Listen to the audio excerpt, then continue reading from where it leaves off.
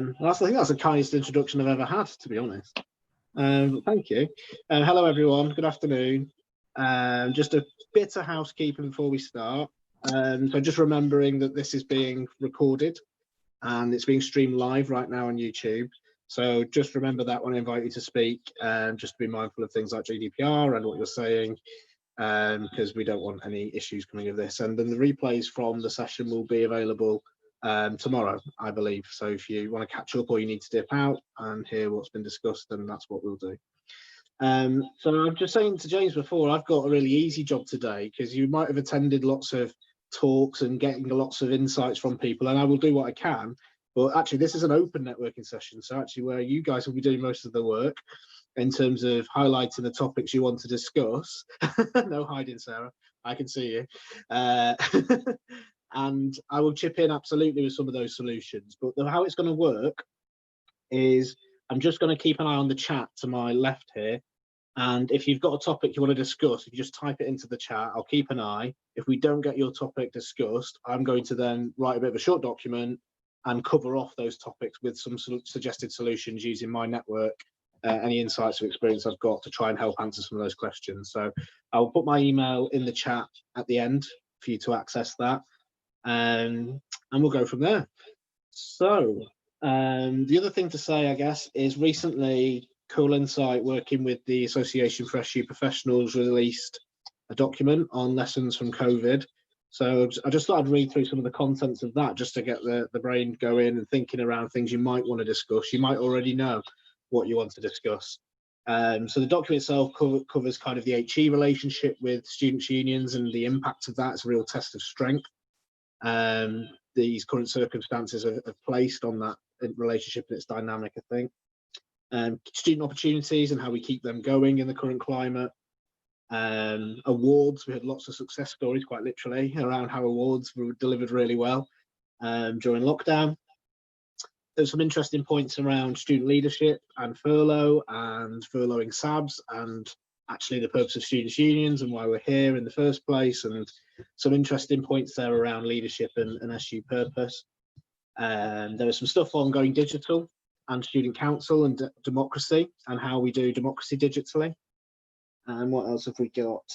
We've got a bit more on furlough. So I know SU professionals, and actually it's been a session at this event on bringing staff back from furlough. If you've not been to that, again, I'd check out the recording.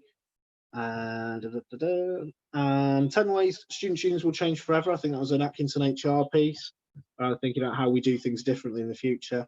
And Nick Smith did a piece on trustee boards in the time of COVID-19. So that's a bit of a start of it, just to give you some topics that kind of I've been working on and other consultants have been working on.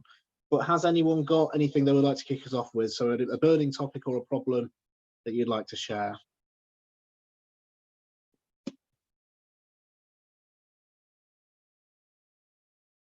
We've got Stephen in the room. We've got Sarah's hiding behind her hands and Charlotte smiling at me pleasantly. I suppose, what did you come to the session and what did you want to get out of this open networking session? And I'm going to have to pick on someone. So I am, Sarah, unfortunately, going to pick on you because I can see you.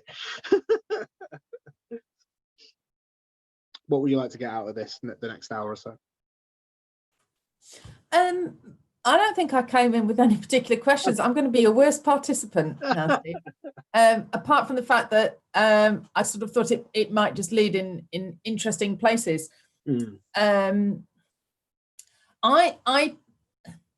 I think most of the things that have been discussed around are around relationships. And whether that's been, across boards or all of those sort of things. And I think we are all at the same point where we will have had an influx of new officers.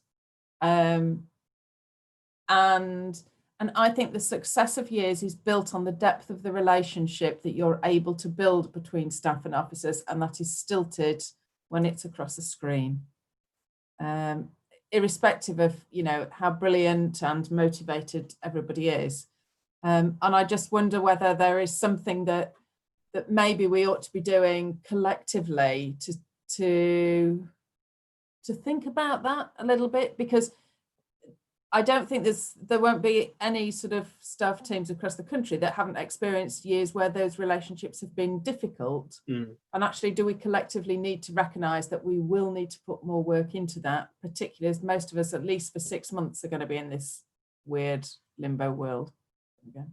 Yeah, definitely. Thanks for that. That's really helpful. And something I'm in direct contact with at the moment through my coaching program, actually. And I've seen suggestions in the past around, oh, we need to fix the officer and staff working relationship. And it's like, actually, it's not about fixing it, because there's dynamics in students' unions, which mean that's all, those tensions, let's say, are always going to be there. And I think working from home has has introduced another barrier to trying to overcome some of those dynamics and having some of those open conversations, I guess. But I think it's a really interesting point and something I'd be interested to hear from the others before I give anything more on that. So Charlotte, have you got any views on what Sarah's just mentioned there? Yeah, I mean, it's something we don't have student officers in our student union in the same way. We're really quite a small union. But what we are struggling with is getting the student reps on board and building those connections with them. Our student president has such a close relationship with these reps and meets with them, takes them for coffee, and that's always how we've done it. Had that very tactile, face-to-face, informal relationship as much as possible to break down those walls. Yeah. And that is much harder to have through a digital mean. Everything suddenly feels a lot more formal rather than sitting over a cup of coffee and chatting for a couple of hours. It feels very scheduled, very structured by having these set meetings. And I think trying to overcome that is a challenge we're going to see more and more as the months go on. I mean, our reps won't be recruited until August time, so it's something we're kind of pre-thinking about, and I don't think we necessarily have the answers until we start doing it to some extent. But that it is something that is a concern, definitely. I think one of the things I've learned just over the past 4 weeks, more than anything, and we're learning every day, it feels at the moment, is the dynamic of the one-to-one and the group chat. So I've done some induction training, which has been a new experience for me, 2-day residential, doing it all online, all over Zoom or all over Google Hangouts, whatever the platform. And then I had my one-to-one coaching sessions, and I've definitely found the one-to-one coaching sessions much more engaging in terms of being able to get on that personal level with someone. So some of my reflections, I'm not saying this is right or wrong, it's just the way I've adapted, as we've all had to the circumstances. A lot of the coaching style I use anyway is about understanding the person first. So really try to tap into that in the fact that they are in their personal space and getting to know them as people and being very informal in the conversation. I've had feedback in the past where people said, oh, Steve, we think you push it a bit too much with the boundaries, or we think, we're not sure if that's professional or not. And I'm like, well, actually, I consciously blur those boundaries, because the more people open up, the better I can help them and coach them. And actually what ends up is I build a professional relationship that actually, yeah, okay, it's good. It turns into a friendship maybe after, because you build those ties. And showing people when they are living alone during lockdown, which I was living alone too, I think showing that you're showing an interest in them as people and getting to know what makes them tick, what their struggles are, what makes them motivated, and thinking about how you can help them overcome some of those barriers from a staff member point of view or a coach point of view, feels like they're not in it alone, actually, and they have that outlet. And I've had a lot of feedback that suggested that. The other thing I'd say, and I promise this is not a shameless sales pitch, the program that I run, one of the things I've introduced this year in response to COVID is an impact tracker. So I have a session at minimum of one session with every officer per month. And I've just got a really basic, simple survey that asks questions like, how are you feeling today? Bad, very bad, good, okay, other, whatever. Some very simple questions that checks in with them. And what I'm trying to do is map month to month every officer in every SU that I'm working with, to then in January produce a mid-year report for the SU that says, here's how officers are going through their year emotionally, what the challenges are, what the opportunities are, what's gone well, what's not gone well.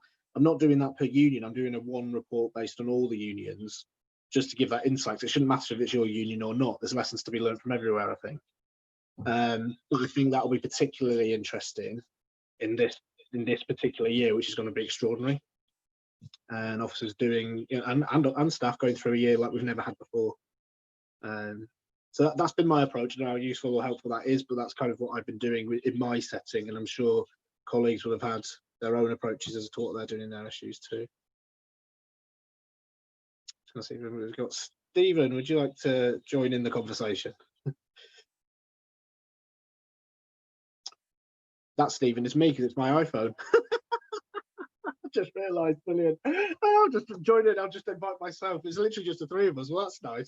I don't know, Sarah. Then coming back to you, is there any reflections on anything Charles just said and what I've just contributed?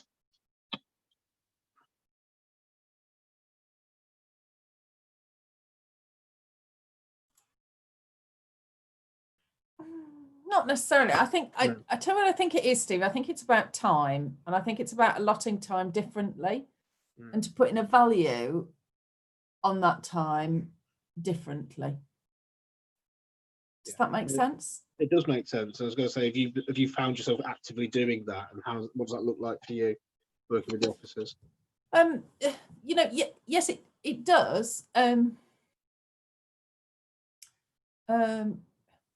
I think there are natural points in the year that I would, outside of the usual one-to-one and meeting structures that we have, that I would maybe think that, you know, I'd make space to think about that sort of personal connection a little bit more. And there's natural points during the year when that sort of happens.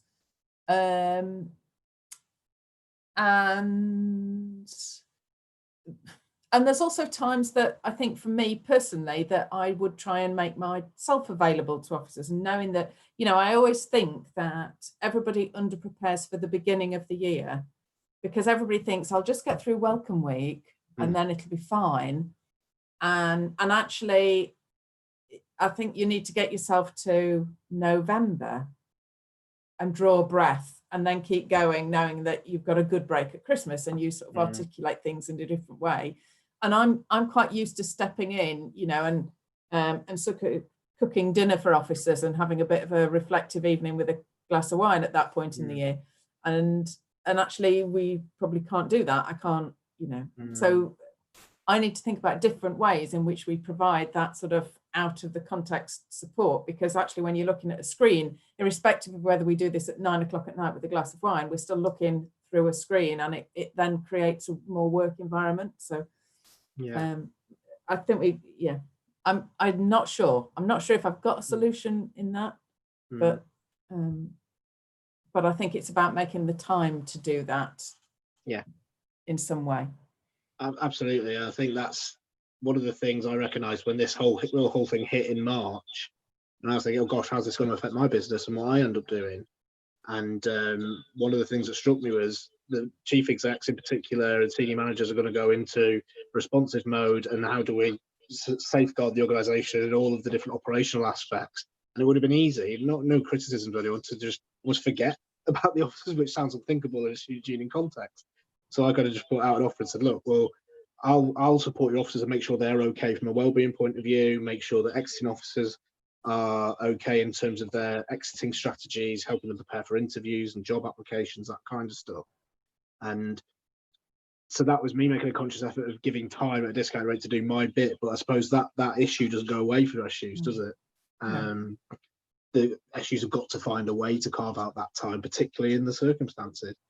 I spoke to an officer this morning, and they're brand new into role, and they're already talking to me about how being one of their parents is high risk to COVID, and they're already talking about how they're struggling with in a new job, working from home, first ever proper job, as it were. And it's difficult. I think that's the first interaction for an officer starting a new role, when usually, as I'm sure you're all aware, or the both of you are aware, it's the time of year when they've got all their energy. And it's how do we sustain that and retain that and not let them burn out. I can't think of a time when officers have started almost feeling down. It's a totally new challenge. What about you, Charlotte? Anything on that from your perspective with the reps? I know it's slightly different, as you say. Yeah, you're completely right on that, on getting them in the right frame of mind. And I think the outside world at the moment, and I see it a lot on social media, have a bit of a negative view about starting university in September. and about going to university because they're not going to get that university experience. And there's a lot of conversation around that about students wanting to defer and things like that. So I think students who do come are already coming with a back foot and with a negative mindset.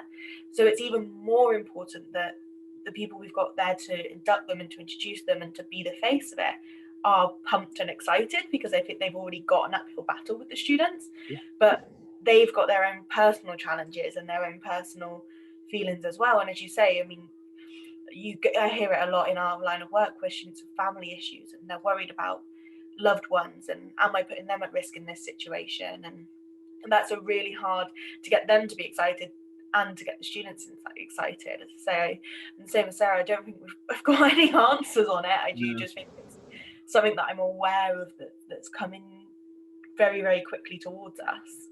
But I think it's important that we're aware of them. I think if you're aware of the issues, you don't necessarily have the answer beforehand, but then you know what's coming. There's always going to be something different, but I think just being switched on to what could be an issue is a good place to start, potentially. Yeah, definitely. I think that applies to so many situations that I have to refer to it with officers as that kind of self-awareness and that consciousness, and thinking about things in the space, in terms of the spaces they occupy. You're probably familiar with the hats analogy when we do induction training. We talk about the different hats officers wear.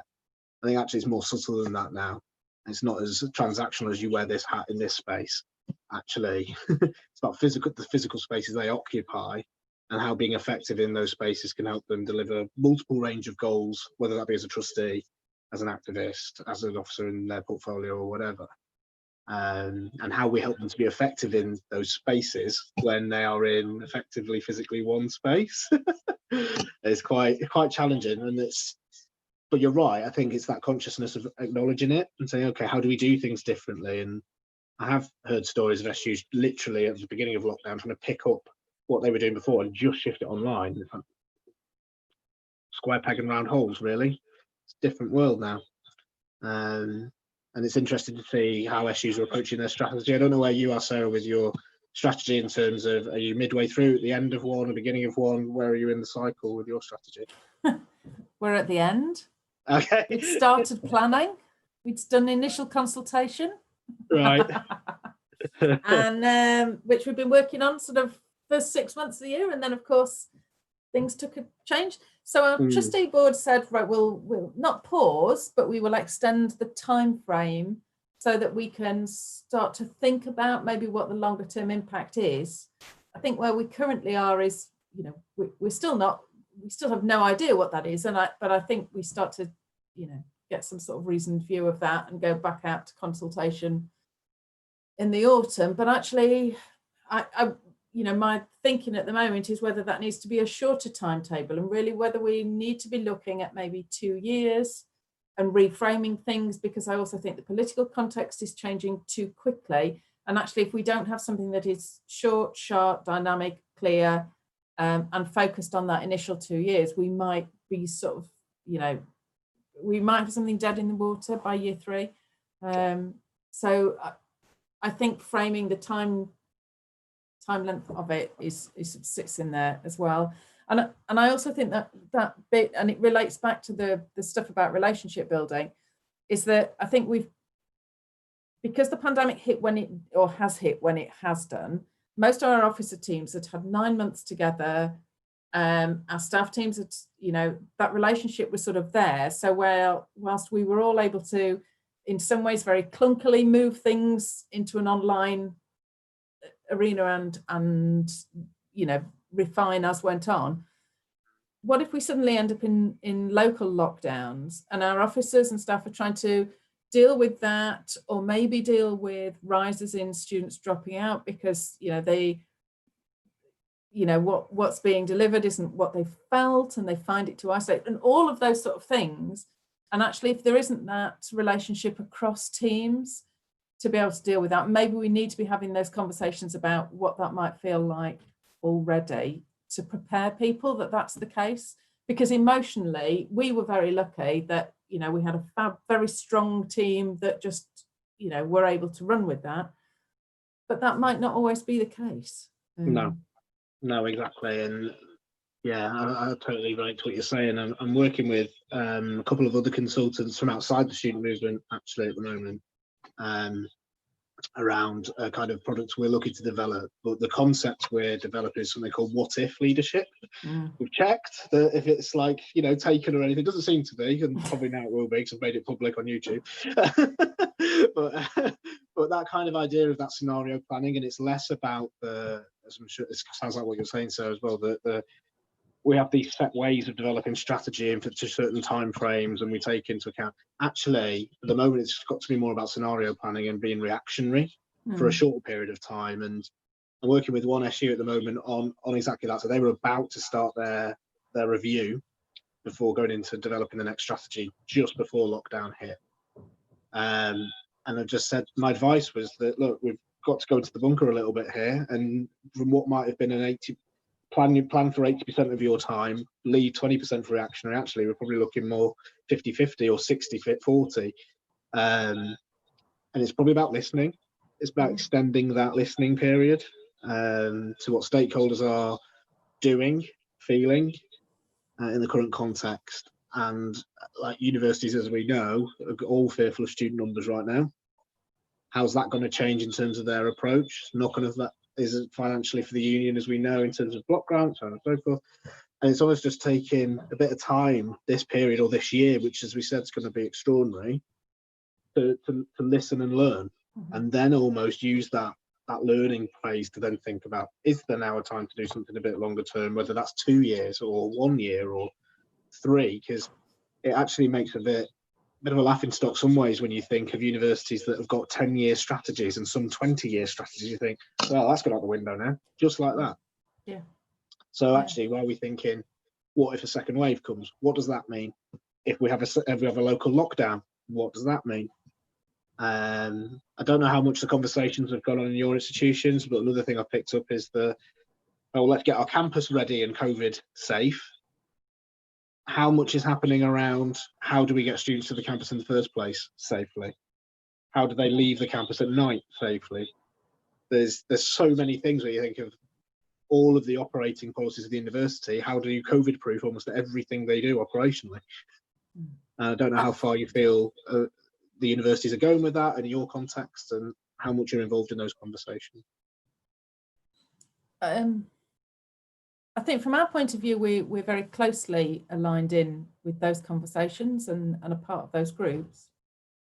But I think you're right, it's about expectation. And I think if we go back to the root of the strategy, if that's based on consultation and students' expectations of what we are, or our expectations of what we could support students to be, and you know where that horizon line is the expectation on us to be there. You know, if our route and role is about supporting students through their journey, irrespective of, you know, and all the different views of that, is that about us not putting our efforts in, or maybe we put a lot of effort in to developing officer and rep strategies taking from manifesto to delivery, but actually should our concentration be about building those listening and resilience skills to be effective irrespective of what storms may brew?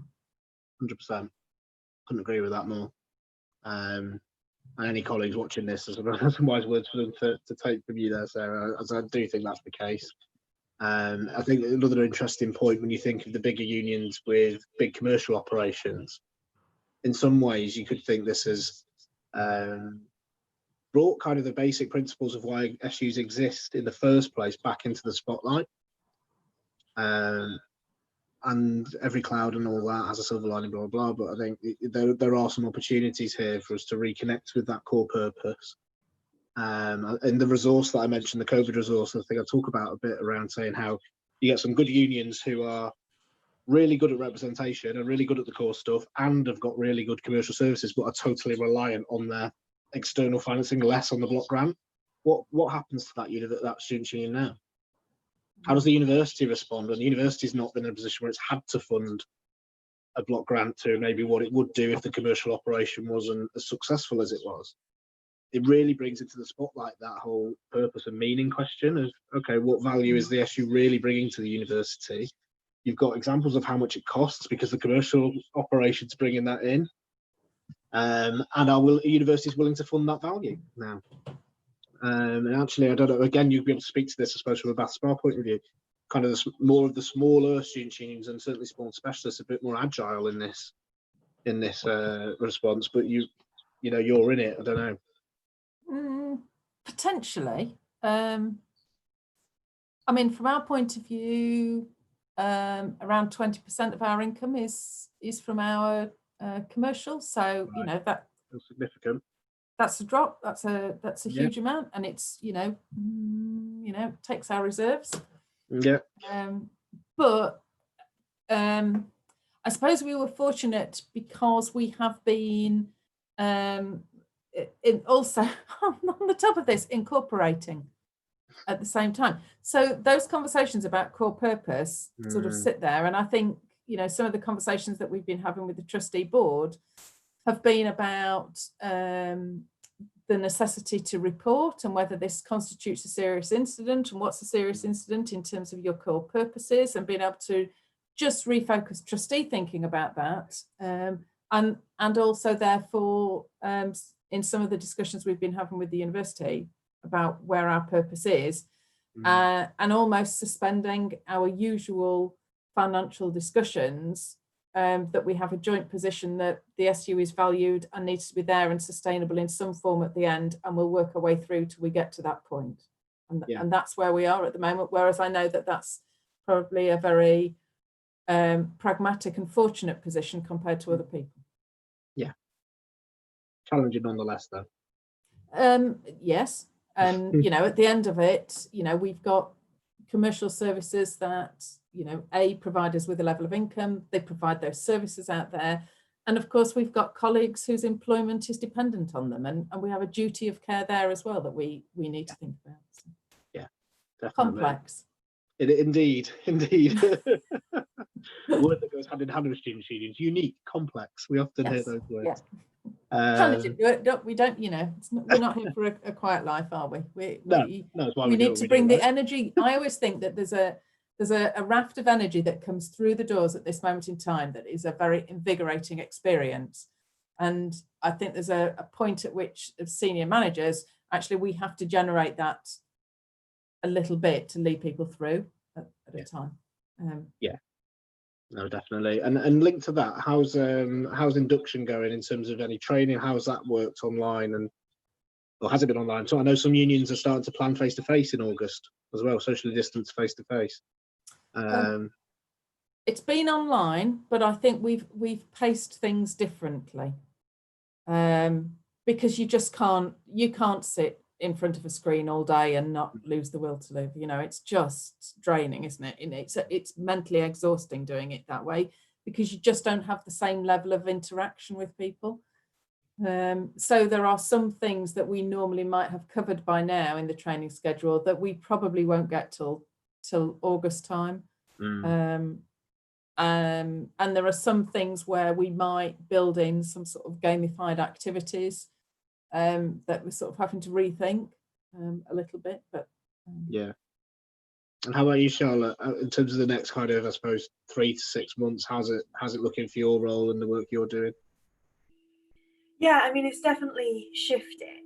My role in particular is within advice and welfare and that side of our student association, and so figuring out how we normally do a lot of interaction face to face, a lot of hand holding with students, to hearings and representation and all of that kind of side of the work, and all of that at the moment is shifting as well. We're in the middle of writing we're getting a bit of pressure from the university of our plan for the next 12 months, and we feel like at the moment we're almost treading water and keeping the service going, and it's hard to think, right, how do we push it when there's so much strain on the service already? How do you come up with these great ideas? And I think that's where we're really looking forward to getting those student reps on board to really, as Sarah said, reinvigorate it and really give us that spark of where to go, because we're only a small team. We're only 4 full-time members in the whole of the association, and we've got 16,000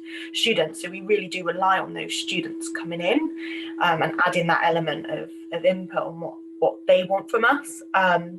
So at the moment, we almost just feel like we're treading water, just trying to push to get to September. In September, our buildings are going to reopen. So although we won't be in the centre 9 to 5, we'll have that option at least to be able to be doing a little bit more. So I feel like we're just kind of got the light at the end of the tunnel and just trying to get to it to some extent. And then the planning kicks in. But it's a lot of thinking about, okay, almost like having plan A to Z. So if we can do this, what can we do? If there is a local lockdown, what can't we do? And having all of those little contingencies kind of put in place as much as can be. But it's a challenging time, definitely. But I think it's a time that we can really shape the role of the student union for the future and really show universities how valuable they are.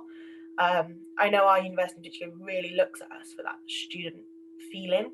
And that really candid response, and we're doing a lot of consultations with students at the moment of how would you feel about them being opened and travel, and how are you going to get there, and do you want to see masks, and do you want to see timed entry, all of these kind of little questions to really get their feelings. So I think they're actually really seeing the value in us, which is good, and I think hopefully that continues and they'll keep continuing to see it.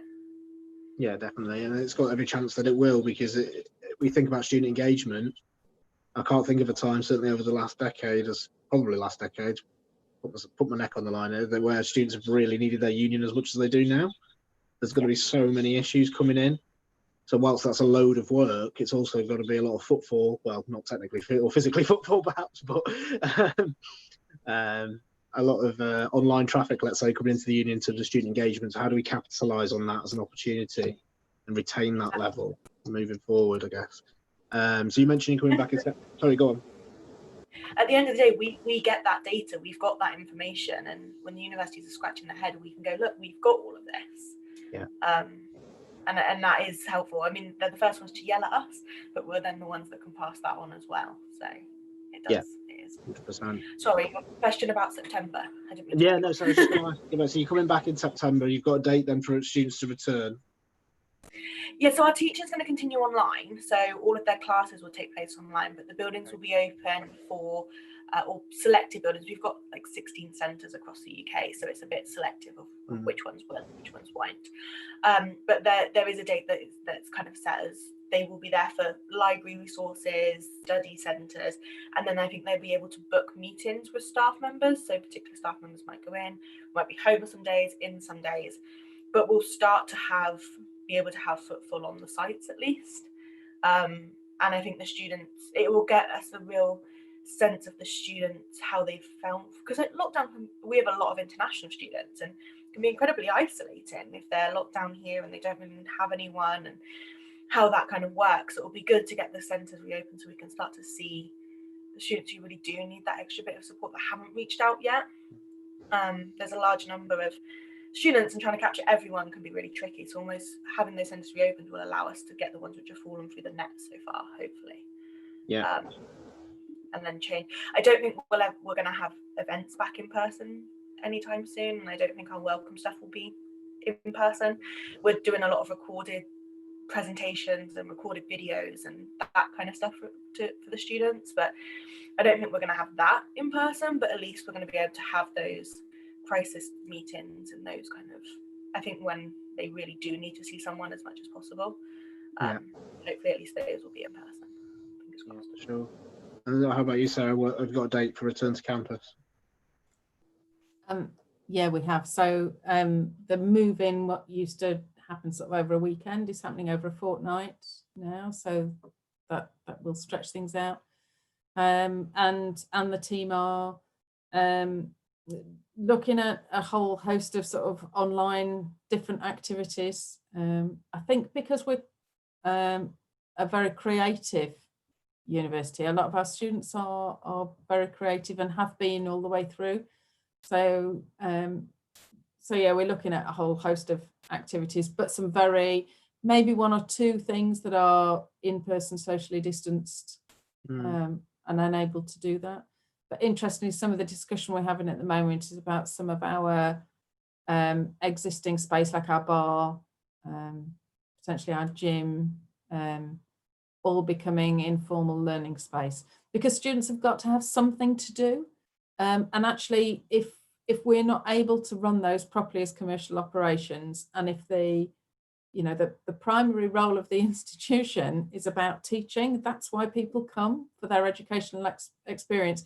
And if that's not, if we're able to help in that journey in some way, then I think that is a part of our relationship building with students as well. So that's something that sits in there as well. So we are potentially delivering a lot of things differently. Yeah. And I think especially at a campus like Bath Spa, where there's not much around the area, is there? So actually that sense of community, really important to retain as much as possible. Yeah. And things like, the things that are the usual mainstays, I suppose, of everybody's welcome, and that sort of whole nightclub thing, we don't run that sort of thing directly ourselves. We have partners within the city. But those partnerships are also valuable. They're, not just financially, but they're very valuable in terms of the wider student experience. And so, I've also been sort of having discussions with those partners, because they themselves, their businesses are fragile and under pressure, and of course they don't know when they're going to open. And so wanting to be able to have constructive partnerships that survive this and are, for student benefit, is something that we're sort of trying to look at for the future. So it may be that, if clubs can't operate, until March next year, maybe, then there is something about the brand and also the sustainability of those businesses that we ought to be able to look at a little bit more strategically. Yeah. So all of that is in the mix. There's always like short-term opportunities, isn't there, as well, I suppose? How do you capitalise on that in the nicest way possible, in terms of that word? Yeah, but the ideal scenario is that everything can reopen and be unaffected, and we'd be naive in thinking that's the case. But as much as we can, we need to be supporting our partners as much as they support us. Yeah, definitely. And how's the staff team feeling about coming back to campus? And I know there's been sessions on returning from furlough and stuff. Are they relatively confident that they'll feel safe, do you think? I think it depends where you work. Okay. If you're front line, then those staff and it depends on people's individual circumstances. Yeah, so I think having some sort of structured approach whereby people can both assess their own individual risk, and we can take individual decisions in some sort of consistent manner, is the way that we're going with it. And just trying to plan around all of that, because I don't think it's just about what we're able to do, and what staff, the measures that we're able to put in place to keep staff safe. Staff need to be confident that they're safe as well, and that's as important, for their own mental well-being as anything else. So we're trying to have those discussions quite early on in the process. Yeah, definitely. It's challenging. You mentioned as well about students moving in to halls as well, and it's that question of, are students really going to socially distance when they come back? And so how can you ensure that? How do you police that? Should you police that? It's really difficult. Our role isn't about policing that, though, is it? Our role is about encouraging and giving people the information, but where they are union activities, so particularly through clubs and societies, it's been very clear on those expectations, because you'd hate people to put themselves in a position where they themselves might be, putting themselves for sort of, sanctions, etc. So and that's about information, and treating people as adults to make informed decisions. Yeah, and I was particularly thinking about the university moreover then, rather than the SU, but I think the other link to that is how much time the university are going to pull on your officers and reps. Have you seen an increase in that? I know the unions I was working with in the last 3 months of the last academic year definitely did. Some were spending their entire week in university meetings. It's like, well, actually the SU still got its own business cycle to deliver, handover, induction, so on and so forth. How are you finding that at the moment, balancing where officers spend their time? I think that's quite a difficult one, because naturally, their expertise is under huge demand, and we sort of have to recognise that, and also put time in the calendar for them to be able to have that space.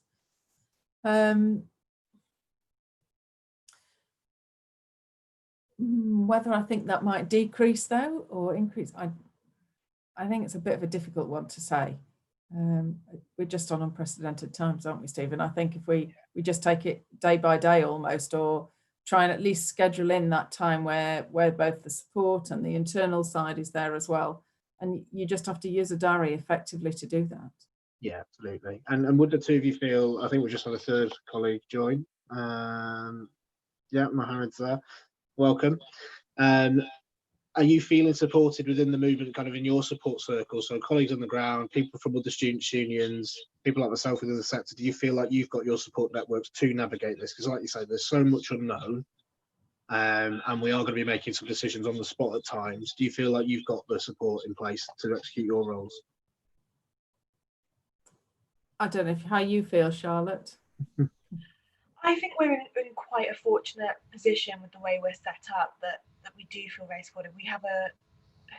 We're lucky with the university, with the relationships that we have there, that they support us very, very well. And we have a lot of very good networking opportunities. We attend as much of these kind of things and festivals and stuff as much as possible. And I do feel like we are in a fortunate position where we are very supported. We kind of pull the information from the wider sector, and if we present it to university in particular, they are very much like, yeah, we trust your judgment, and that if we need to cry out for help, it's normally there.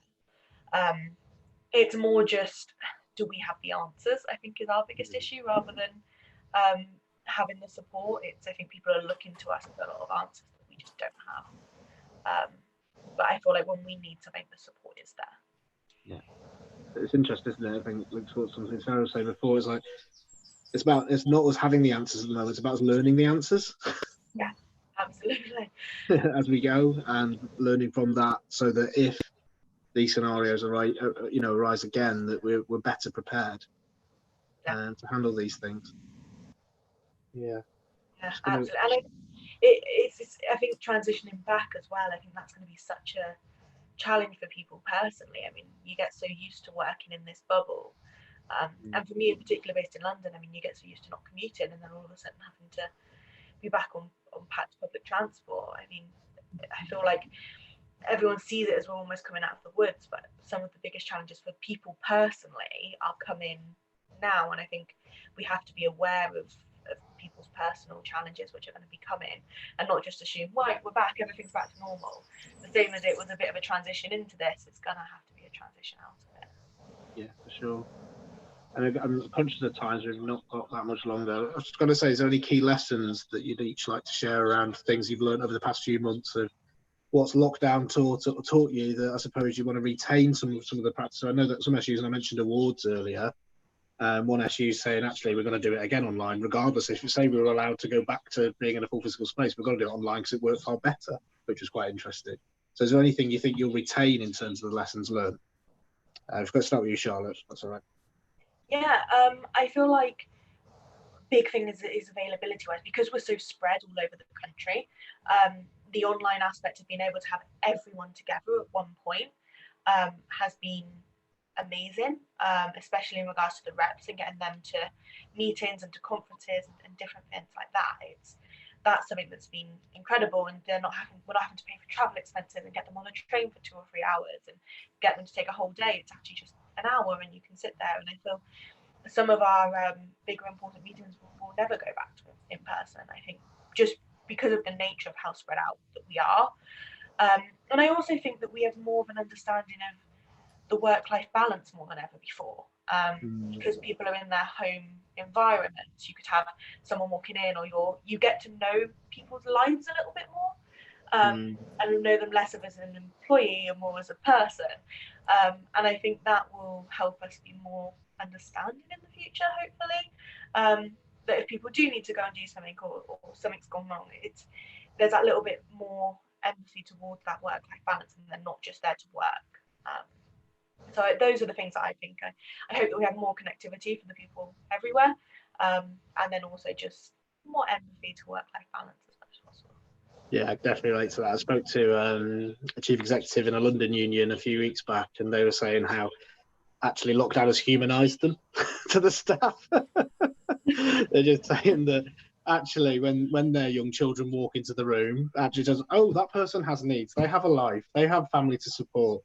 They are humans just like you, and they're not, they're taking the best decisions in the interest of the organisation, but it's balancing lots of other things in the same way you are at home. And they care because they get it, because they're human beings too. I don't know if you can relate to any of that, Sarah.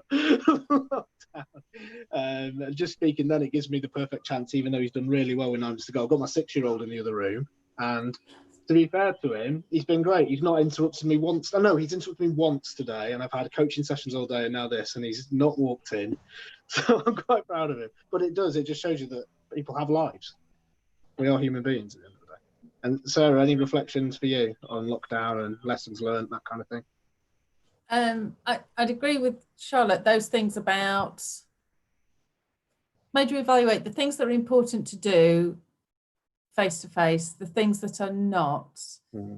Being able to balance things a bit better. I think it's pushed us into how you can do the whole balance thing with working from home, and I don't think we'll go back to anything like what we were doing before. And then maybe the other bit is picking up on that point about one of the things is you're perpetually asked for a solution to things, and actually we can't do that. And I think it's okay to say we can't do that, but what we can do is focus on what's important. And what's important is as long as we agree what the principles are, actually we may not have a solution to this. And what happens if this doesn't go away? What happens if this is as common as malaria? Yeah. And we just have to work our way around it, or then we will have to do that. Yeah, it comes back to that. We just have to work differently. What if this? What if that? And Yeah. scenario. But you think how many times do you have a hug in? Do those things happen in the workplace? How many times do you have those casual conversations when you're making a cup of tea with somebody that you wouldn't normally sort of socially link with? And those things are the really important things that you don't take for granted anymore. Yeah, definitely. And I think certainly, I guess you relate this to, so it certainly made me think around leadership and my leadership style online. What does that look like when I'm not interacting with people? Yeah, how much rubbish can you not see in the background that's out of shot at the moment? Well, it's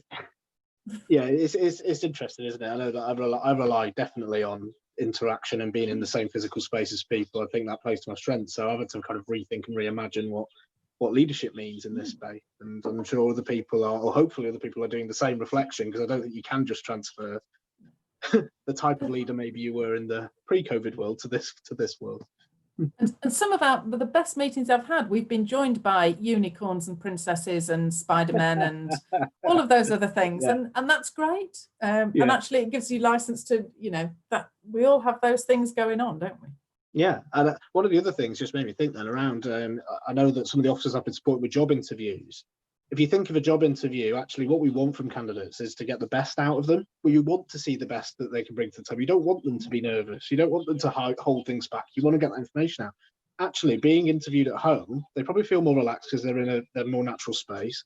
You can have how many notes around your screen that the interviewer can't see with your prompt answers. And what is better, surely you're getting more information out of them. So it makes me wonder, have we seen the last, or could we have seen the last of face-to-face interviews? Do we say actually online's the way to go now? Potentially. That just feels like a really practical thing that's come out of this. And is Mohammed still there? Hi, Mohammed. Hi. Sorry. Hi, how you doing? I was in a meeting for the early part of the session. Oh, that's no problem at all. Well, we're coming to the end of this one. Only 5 minutes to go, but is there anything you'd like to share with us in terms of your lessons from kind of lockdown things it's taught you? And if you could introduce kind of which union you're from and your role, that'd be great as well. Yeah, so I'm the governance coordinator for Demand for Student Union in Leicester. So I've just been in the role since November 2019, so fairly recently. So when the whole COVID lockdown thing started, I was I think just 4 or 5 months into my role. So it was already, I was on it was a learning curve, starting off with the role, and then all this happened. So it was having to think on the feet in terms of how to take things forward and things. But I agree with a lot of the things that were said earlier, and I think it's also given us a chance to reflect on how much more we can do to engage with students like distance learners, and also students studying abroad or on placement years abroad. And in terms of things like my focus has usually been on things like making sure councils run effectively and things like that. So with COVID causing everything to go online, we had a lot more engagement from students who were distance learners who otherwise wouldn't be able to attend councils and things because they had to get the trains back home or things. And it's just made us realize how much more we can do to keep them engaged as well. Yeah. So I think it's been a silver lining for every grey cloud in that sense. It has, definitely, and it brings me back to kind of wrap up. If you go onto my LinkedIn page, you'll see the resource that recently published, a collective of us put together. One of the things is digital democracy. Hannah Winslade from Westminster SU put together a piece on that and how it really worked. So there are hopefully some useful bits and pieces in there that you can take from what consultants have observed, but also what SUs have done practically on the ground. So it's been lovely to see you all. Hope that was okay in terms of an informal, intimate chat between 4 people in the end. And pop my email in the chat if there's anything you want to follow up with. And I hope you have a good rest of the conference. Is there any final things people would like to say or add before we clock off? Just thanks, Steve. That's been really good. Okay, good stuff. Thank you. I had no idea it was going to go because on the registration thing it said I had 500 and odd attendees, and I was like, wow. I'm gonna